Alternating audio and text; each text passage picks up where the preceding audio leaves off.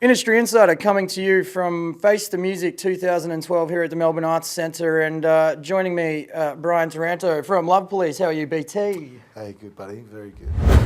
Thanks for giving us your time, mate. It's always see you about. You're always a busy man, so time is valuable, and we really appreciate you coming down and giving us a bit of it.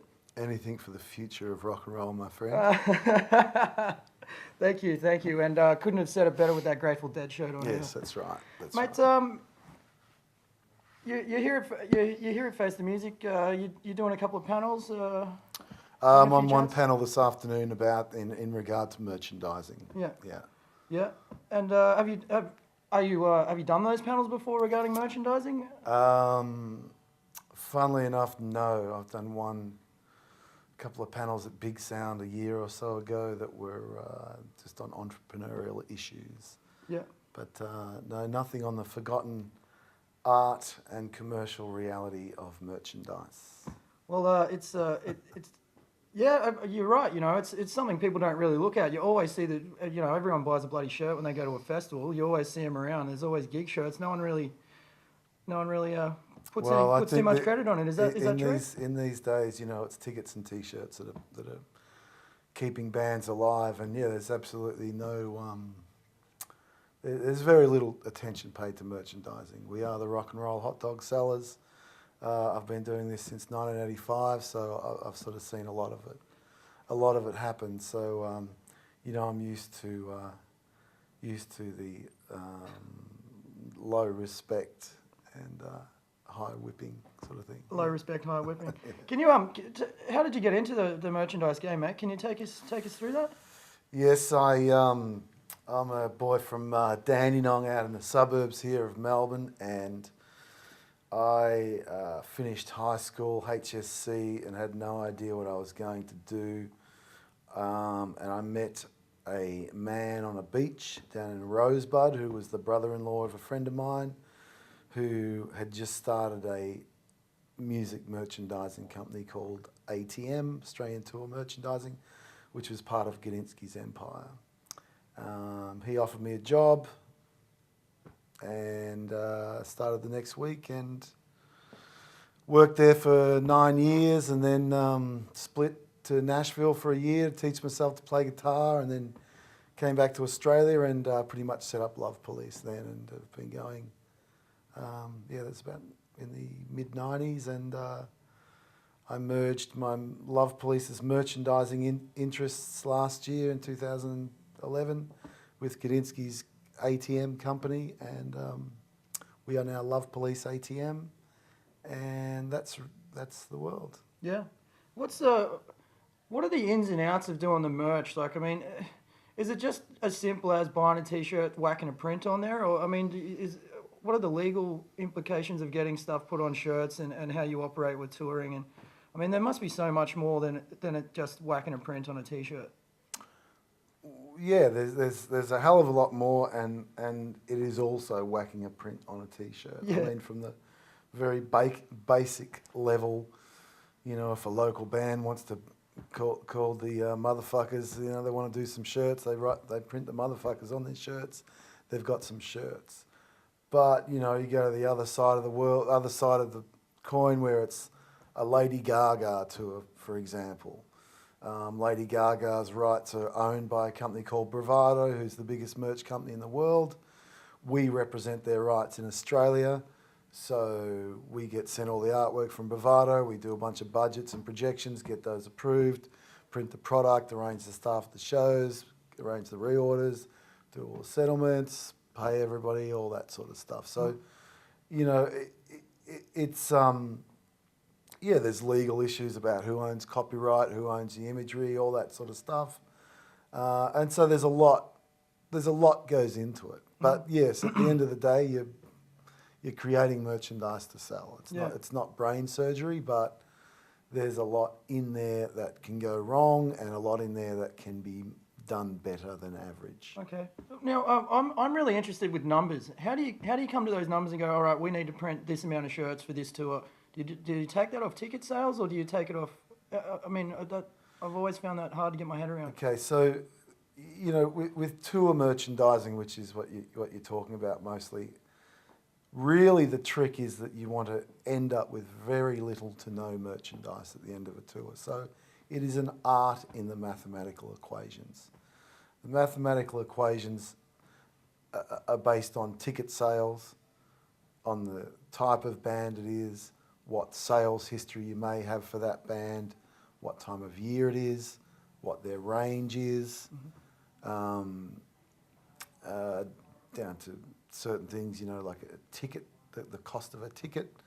Free shows don't generally sell merchandise, or a low price ticket doesn't generally sell merchandise as good as a high price ticket. So you take all these factors into account, and then at the end of the day, it's an experienced gut call.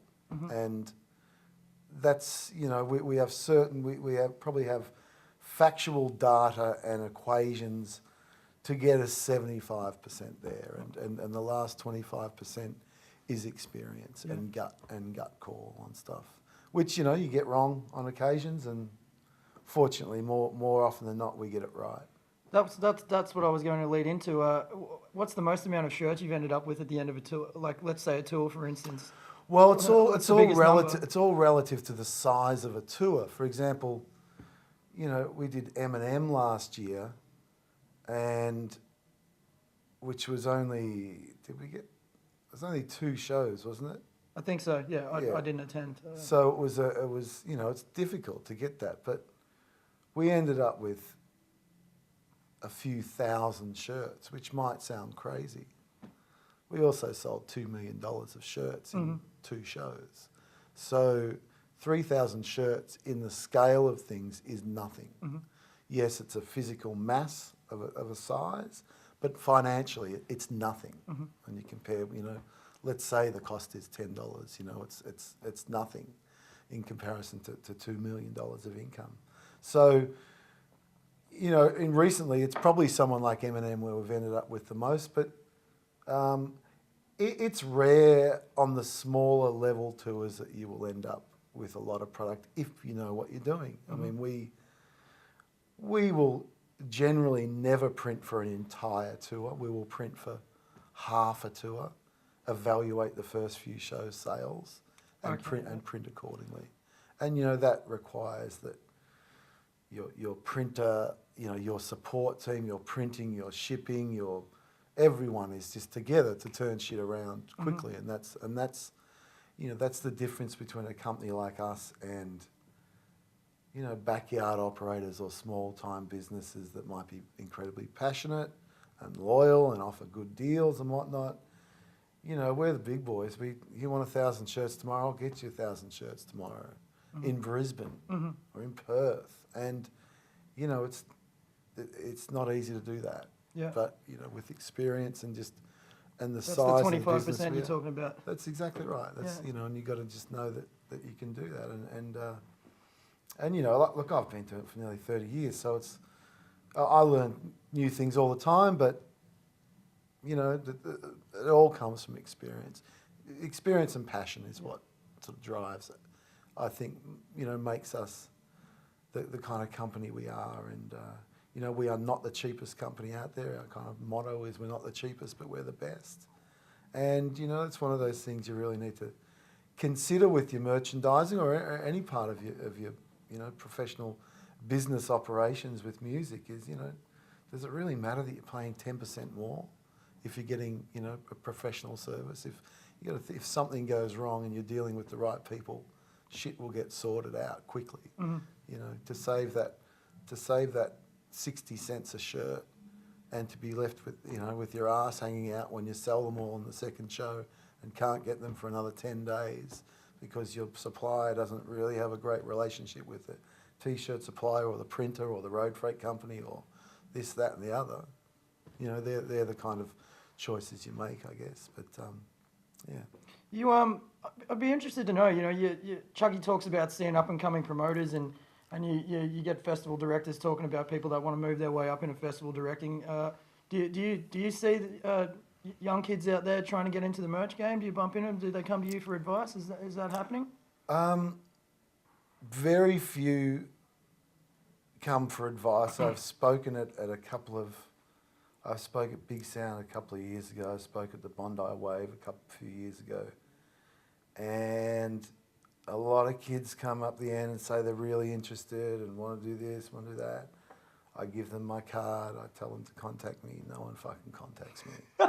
And, you know, it's just, it just seems really strange that people, we want to get into the industry. Well, what? I told you to call. You don't call.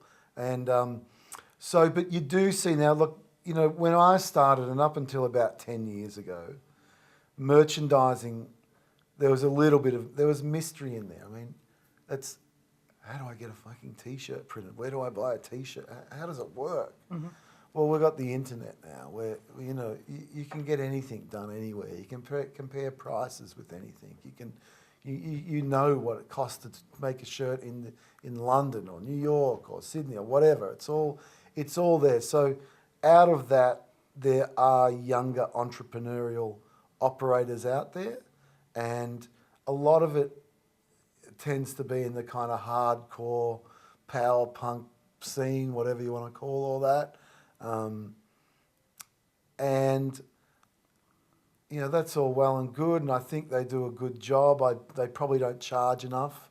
They'll probably find out at the end of the day, once they've paid for all their tattoos, they've got no money left.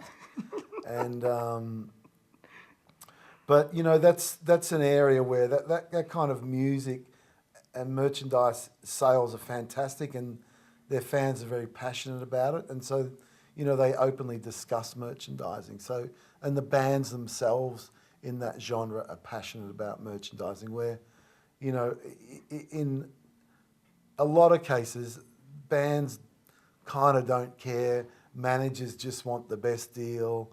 So it's kind of difficult sometimes to make all that work. But yeah, there's a few young ones coming up there, and you know, I welcome them and I'm happy to talk to them and help them along if need be. But, you know, it kind of gets to that point where, you know, I still feel like one of those young kids, but our business is so big now. You know, I still get jealous of younger operators getting a good band or whatever, but shit, it's really hard to touch the level of stuff that we do. I mean, we just, you know, I don't know, I've got 15 tours on today around the country or New Zealand or whatever. And, you know, for one of those younger things to rise up to get that work, it's a very small industry, so they'd have to be really good or be really connected to sort of get somewhere. Yeah, fair enough. But good luck to them. Absolutely. Well, you know what, mate? I think we'll leave it at that, BT. It was an absolute pleasure to have you on the couch. I'm sure a lot of people out there will take a lot away from this interview, because you are seen everywhere, and so's all your merchandise, mates, and you do a bloody good job at it too. No Best thing about Love Police is that the bloody collars on the shirts do not pull down, and they don't box out, and they don't get saggy. They look the same. There you go. The whole time you've got them. So thank you. Personally chosen. Thank you very much for supplying those festival shirts for the last 10 years, mate. I appreciate it. You know, you look good in them. So pleasure. Thanks for joining us here at Face the Music. It's Brian Taranto, Director of Love Police, here at Face the Music 2012 for Industry Insider.